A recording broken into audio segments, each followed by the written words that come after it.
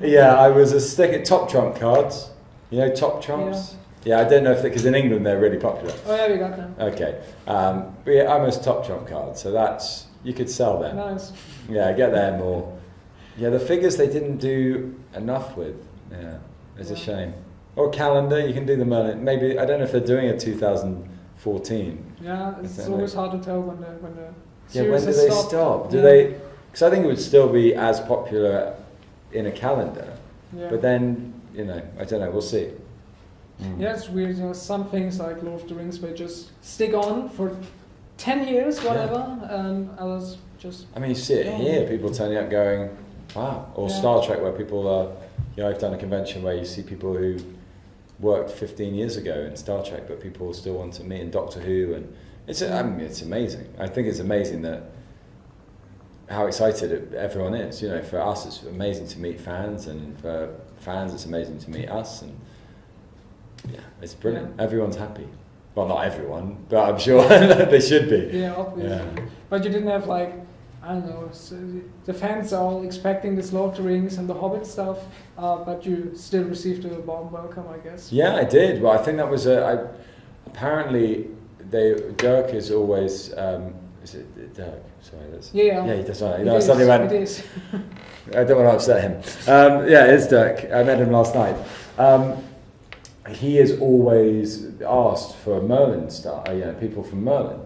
And he went, oh, okay, I'll get someone. And they asked me, and I haven't, you know, been to Bonn before, so I thought this would be great. And so we'll see. But I was worried because I've been hanging out with Game of Thrones people and the Lord of the Rings. And today there was one question for me when we were all there, and I thought, well, people want me here. And, you know, it's been lovely. There were lots of people here, and it's like, you know, it's nice that people care.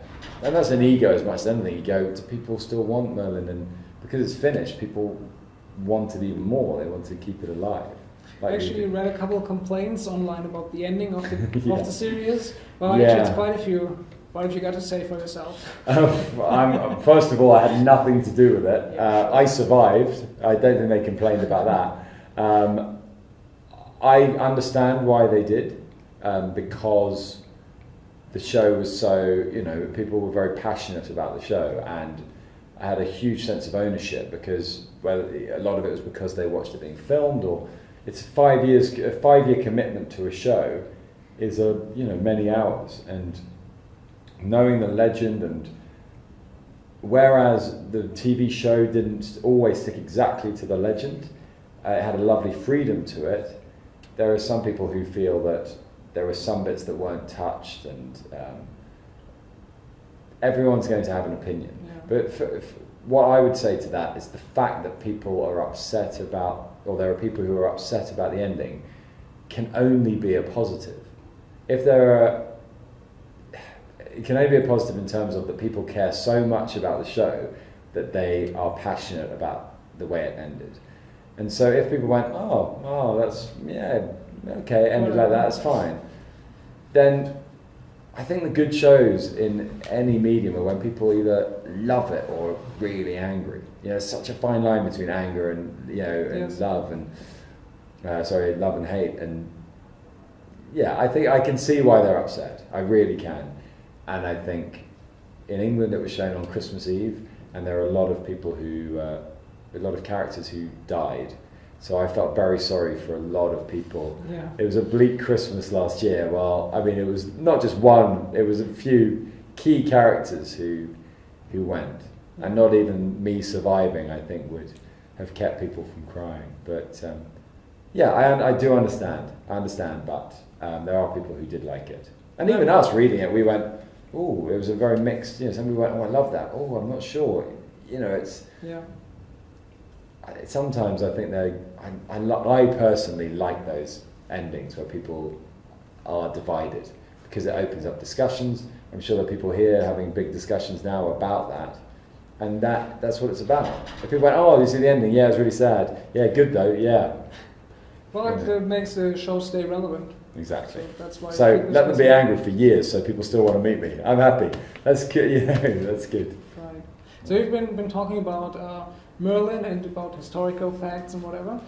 Do you have the feeling that, you know, Merlin is such an old tale, everyone knows it, but these days, it was way before Lord of the Rings, but Lord of the Rings and Game of Thrones, they seem to be way more relevant these days. Do you think? Do you think they're more relevant as in the story? It seems to me that's actually, yeah, as a story. That question would be, do you think that like things like Game of Thrones replace older tales like Merlin for younger people?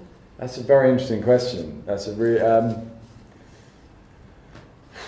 wow. No, that's good. That's too good. Oh, I'm sorry. No. I think it's a very interesting thing in terms of the Camelot, the Arthurian legend that has been going for hundreds of years. There are very, very different takes on it. You know, some people think it's the story of Jesus and the many links you can put to the fact that he will rise again and all these things. And the last interview I had was comparing Uther's reign and his treatment of magic in the same way the Nazis treated the Jews, and I was like, wow, I've never thought about that. And I mean, there's everyone has their own views, and I always learn so much from these, what people think. But the Arthurian legend, I don't think it's been replaced. George R. Martin is a brilliant author, and I'm sure he'll last. But in 200 years, will people be reading and they'll probably read books in glasses? I don't know what they'll be doing, but will that last as long as the Arthurian legend? It's hard to tell, but also at the same time, with Game of Thrones, the books are written. And I know on the TV show they sometimes change bits from the books, but pretty much they've got their script in the books. They know the stories. There are different takes on the Arthurian legend, so you can take more liberties. My character, didn't even really exist. I came in and people liked it, so the show they were able to do it. Thank God. I still was clinging to. I was actually Sir Leon Galahad or something, but when there are so many different versions of it, it's not like 12 people have written a Game of Thrones story. It's in a man's head who, the author has written these things. So I've just talked at you for 4 minutes. I haven't answered the question. We'll see. I don't know. It's a good question, but it's. I don't think it's overtaken. I think there's always going to be a place for all these things, and I think Game of Thrones is hugely popular. Merlin was hugely popular. I'm sure there's a way of finding out statistically how many people watch. Which one's the most popular worldwide, or usually these things just come out after a couple of years. Yeah, you don't know. There's a new Merlin series in 10 years. But this is, you don't know. But I think there are some things that what Merlin has done in terms of our show is internationally it's huge. 180 countries it's shown all around the world, and being in Sri Lanka, I've said, and people, it was on television there, and the kids loved that. They probably won't watch Game of Thrones. The children who are watching Merlin, maybe when they're older they will, but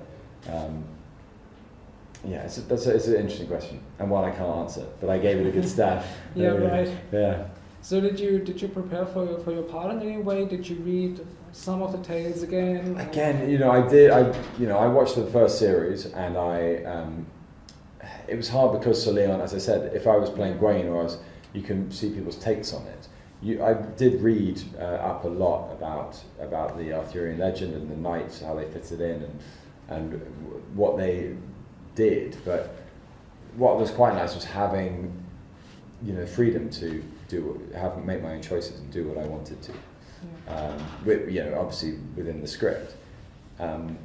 So I did do some research, but in the end, it's interesting when you're developing a character, but you're given the stories. So someone else is writing them. You can have a clear idea in your head, and then you get a script and go, oh, that means that idea goes, which is a really exciting. Yeah, I like that. It keeps it fresh. You suddenly have to change steps. So right.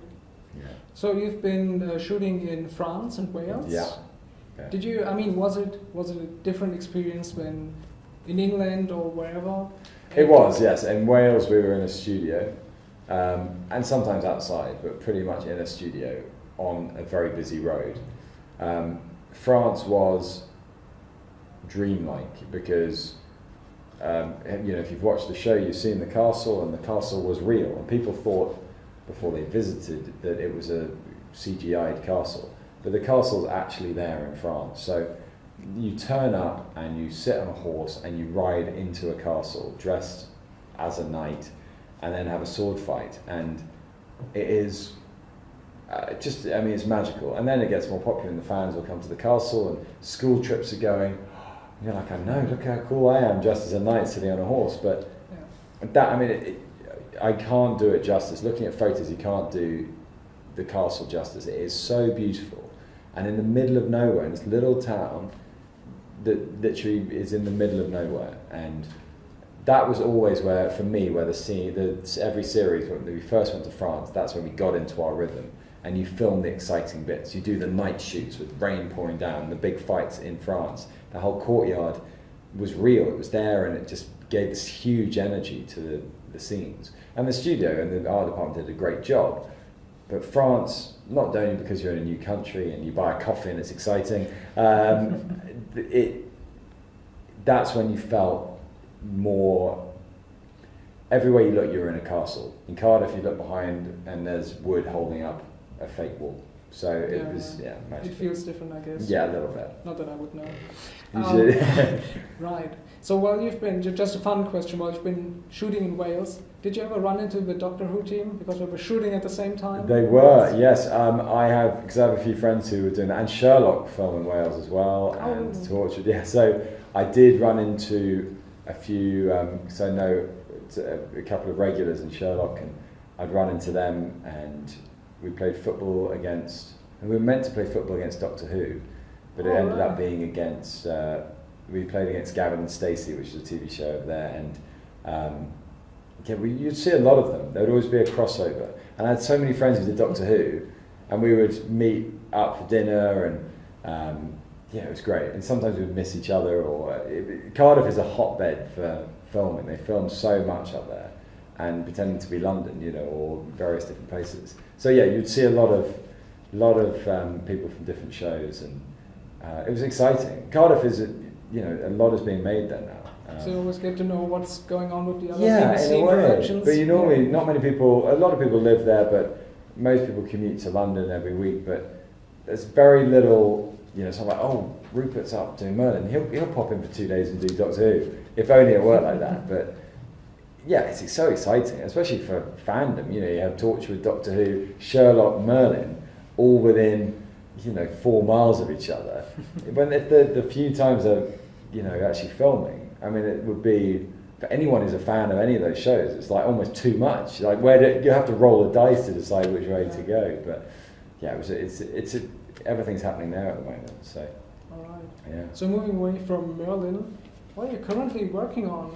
And what are the plans for the future? Plans for the future? I don't know. I mean, the hard thing about doing a show like Merlin, which gives you a very good fan base, is in a way, you feel even more, you feel you have to find a good show to follow it up with, because the fans are waiting. I did a music video for a friend, and someone just brought that up and said, oh, what was that music video about? And you're like, oh, wow, how did you see that? You've got to be luckily it's just a music video.